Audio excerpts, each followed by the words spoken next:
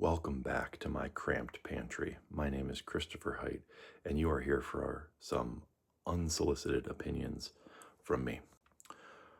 All right, so lately, my man Andrew Callaghan at Channel 5, love that guy, has been making some major waves. First of all, going to Greenland with Shane from Vice to observe Danish troops kind of coming into Nook, this place in Greenland.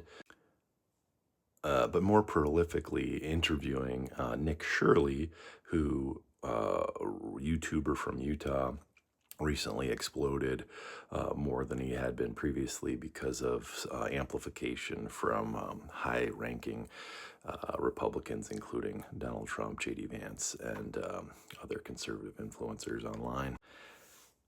Well, anyway, there's been a series of back and forths after this interview where they talk about Nick Shirley's expose piece on Somali fraud in Minnesota.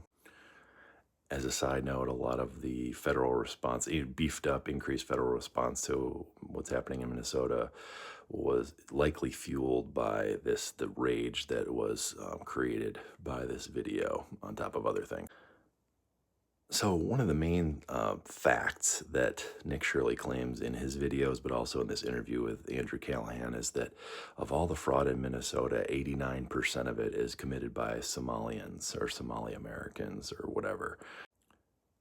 Now, there is a grain of truth in this claim, but he claims over and over, but generally that is a false narrative, and I'll tell you why.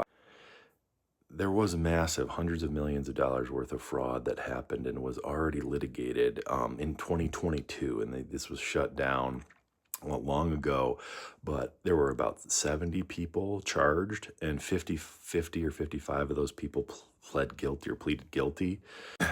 And of those 78 people, 89% were Somali Americans on this one case, right? Feeding Our Future, which was massive and was fraud, right, is true. But to then extend that and say that all fraud in Minnesota, 89% is committed by Somali Americans, is perpetuating a racist stereotype, or, at least an ethnically driven stereotype, right? So that's where he's in the wrong. Andrew Callaghan, subtly tries to point this out with his own Google search. So during the interview, Nick Shirley looks up the statistic that he repeats 7 times through the interview, and he finds the exact same thing that I just said, but he won't admit it. He won't admit that he's wrong, and he just doubles down.